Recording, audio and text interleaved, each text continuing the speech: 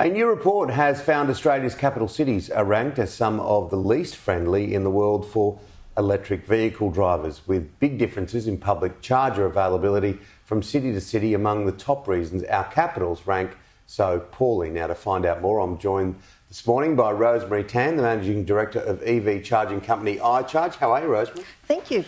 Thanks for having me. Yeah, well, thank you for coming in the studio. It's a hot topic at the moment. You've been looking at this new report from Compare the Market, and our cities, other than Canberra, rank really badly. So is it fair to say Australia's a pretty lousy place to own and drive an EV at the moment? Well, I wouldn't say lousy, but we need to be very realistic. The whole experience hasn't been wonderful. And a lot of EV drivers like myself feel a little bit of a letdown. And it does affect the general public confidence in changing to an EV. Having said that, Rome was not built in a day. No, it wasn't. And to have a very reliable EV charging network, it takes years, especially for a big country like Australia. Let's go back to basics. Before we even talk in depth about charging, are EVs really all they're cracked up to be?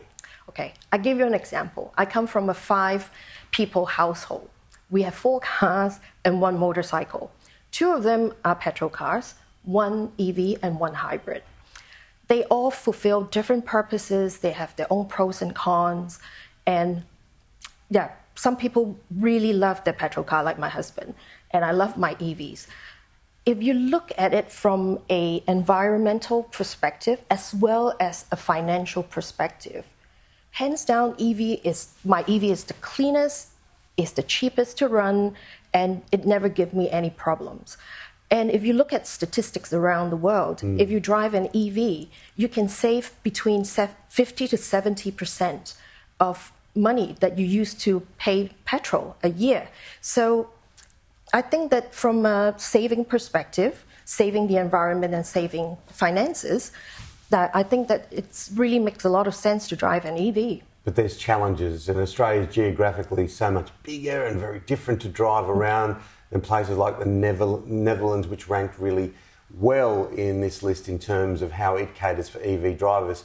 Is Australia just too big a place geographically to make owning a EV work? Well, Australia is big, a lot bigger than Netherlands. Having said that, we shouldn't let this space to be an excuse not to refine our EV charging network. When I look at that report, I realize that there is no Asian cities that being represented. When I apply the same data to those cities, like Tokyo, for example, it is huge, it is very complex, but the EV charging experience is just as good as geographically compact cities like Hong Kong. So I really think that using space as an excuse is really a little bit of a cop-out. Instead of looking at it as our Achilles heels, I really think that we should turn it into our superpower. Because every single time when I come back home to Australia, when I've been abroad, I always find it's very lucky for us to have all this space and all these sunshines.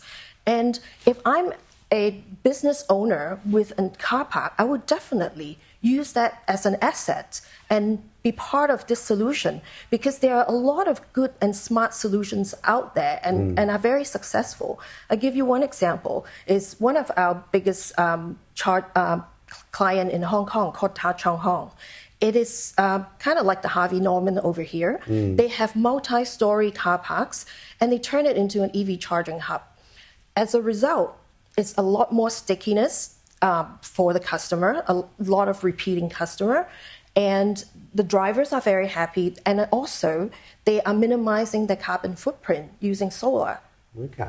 So definitely there are opportunities for us to consider here. So to copy some of the stuff that's going on overseas to make it a better place. So the bottom line is the EV space is not diminishing.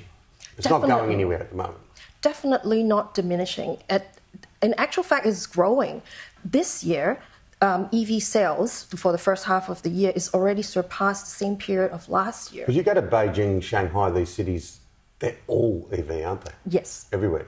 Well, you don't have to be all EV, but there are definitely majority of them are EVs.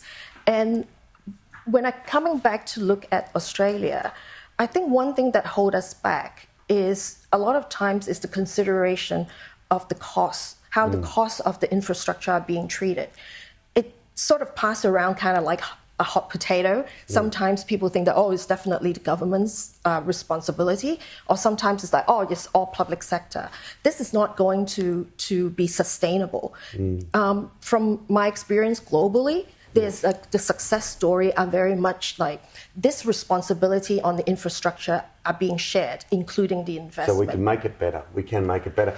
Look, time's going to destroy us as it always does, but I'm interested in this whole language, and it was a story kicking about on the radio. I heard it yesterday about range anxiety, charge anxiety. There's all these new terms and phrases and words that are all part of the EV language. Yes. But we also need to be very realistic. We need to be very balanced. Just looking at the bad news will sort of like frighten us all the time. But we also need to look at the good news. So if I, as I said, if I'm a business owner and I have a car park, I would really consider putting in a good EV charging infrastructure there, because I've seen so many successful cases where the ROI is actually well within 3 years. So it's to jump on this bandwagon to be our solution in the long run. And so we can do better, make a difference for the drivers, for the environment, as well as for your own bottom line. Good to get your perspective. So there are some answers in a pretty complex world. Thank you so much, Rosemary. Thank you for having me. Appreciate it.